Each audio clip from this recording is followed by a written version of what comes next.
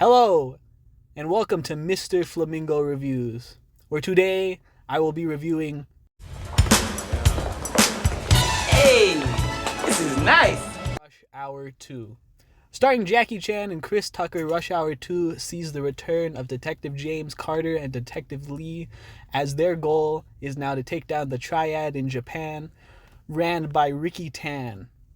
This is the sequel to hit movie Rush Hour, and what it manages to accomplish is it manages to take everything that they did well in Rush Hour 1 and push it up to the next level, focusing on the action and the comedy, and focusing mostly on the chemistry of Chris Tucker and Jackie Chan. This movie does everything right to boost what the first one did, and this movie also makes sure to really emphasize on those two and their relationship versus anything else, because when you're watching the movie, you don't really care for Ricky Tan. But for today, I'm joined by my good friend JPZ, who I'm here to ask his thoughts on the movie. What'd you think? Yo, hey, I just want to say what's up. It's always been an honor to be in this show. I always wanted to since the first episode debuted, and I thought the movie was really cool. Like you said, the chemistry between Chris Tucker and Jackie Chan is really good. They both complement each other in a comedic sense. Very, very good. I would say the comedy in the movie still stands up, although some of the humor in it... It's dated. It's very dated. One of the best examples is the fight scene when they're in the massage parlor. Oh, yeah. Yeah, I think you know where I'm going. You keep going. Detective Carter punches Inspector Lee in the face, and Inspector Lee gives Carter a dirty look, in which Carter proceeds to say, "You all look the same." Which does not fly in today's world. Definitely not in a 2024 sense of humor. Other than that, the humor, yeah, definitely really, I guess, exceeded the first one, as you said. I don't remember too much of the third one to say if it's better than the third one. Also, fun fact, I only know this because I rented the movie on Amazon. In the last scene, the Red Dragon, which was the Desert Inn, it was a bunch of foreshadowing and the explosion. Oh, sorry, spoilers if you haven't seen Rush Hour 2. But when the casino explodes, I thought that was very great foreshadowing to the closure of the Desert Inn. That's all I really could say. You know what? Rush Hour 2 predicted the Desert Inn just blowing up. Basically. That's the gist of it all. But yes, while some of this comedy is dated, what it does manage to do is it exceeds and really capitalizes on the relationship of Chan and Tucker. As I mentioned earlier, the story isn't too bad, as they are taking on Ricky Tan, who happens to be Inspector Lee's father's former partner. So there's a lot of built-in relationship, even though Ricky Tan was just introduced in this movie. But in the first movie, Chan, as Lee mentioned, his father previously. So there's the foundation to be capitalized on. This is a much more adventurous film compared to the first one, as they go to China and then they proceed to end up in Las Vegas. Side characters are fun, but like I've mentioned before, you're not watching this movie for anything other than Jackie Chan and Chris Tucker. The whole scenario is just built around them to give them the opportunity to perform at their highest of calibers. I do remember the third movie quite well, and I will say that between all three, this is like the height of things, as Rush Hour 3 took a few years to end up in production. It came out when everybody was a little bit older, but they tried to say that it had only been 3 years between the first two films, and everything was just a little bit softer. This humor might be dated, but if you're willing to put up with that, it is a very fun and enjoyable piece.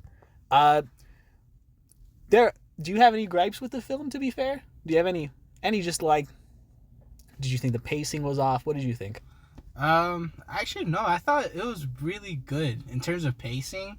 Like, the action was really good. Also, it was really nice, just seeing Jackie Chan, doing his old parkour and martial arts, and Carter just being, or I guess Chris Tucker just being like the comedic relief to everything. And I guess that's why their duo was so good, because, you know, Jackie Chan was more of like the you know, serious, take no nonsense type of guy, and playing the straight man to the Chris Tucker's comedy. And Chris Tucker just being the comedic factor. Although Jackie Chan does have a background of comedic movies. I have seen Drunken Master, which is one of my favorite Jackie Chan movies. Great film. Yeah, really great film. And the only complaint I could really have is just the plot around Isabella. Only because she, like, swindles... Like a triple agent. Yeah, she's like a triple agent. She swindles Carter and Lee, like, 3 times. Where she's just like, oh, I'm working with the Secret Service. Haha, I got you. I'm selling you guys out. No, I sold you guys out so it could be more secret that I'm in the Secret Service. And then it just kept going on and on for like 3 times until the very end, where it shows that she actually is on Inspector Lee's and Detective Carter's side. But by the end of that, nobody really cares. Yeah. And then they effectively write her off for the 3rd film, because they just say that Detective Carter shot her and now she works at El Pollo Loco. That is a genuine line in the 3rd movie. Really? Yeah. You shot my girlfriend, and he's like, So her eye is droopy, and now she works at El Pollo Loco. Jesus. He's like, I loved her. And he's like, oh, there'll be other women. So yeah, sometimes the humor is a slightly off kilter. The one line that did crack me up was at the end, where Isabella kisses Inspector Lee, and then Detective Carter tries to hype him up, like, oh, you sly devil, you know, dang, man, you just got a girlfriend. And then just in the calmest form, Inspector Lee's just like, yeah, I'm a player. And then just proceeds to just not mention Isabella ever after that. Yeah. Yeah. But for the runtime of this movie, JPZ is right. The pacing is good. There's never a moment that feels entirely out of place. There's just some moments that feel slightly convoluted. And what are you going to do? That happens with a lot of movies. But Rush Hour 2 improves on Rush Hour 1's biggest strengths and tries to smooth out any of the bigger weaknesses. And it was a fun film overall. Final thoughts?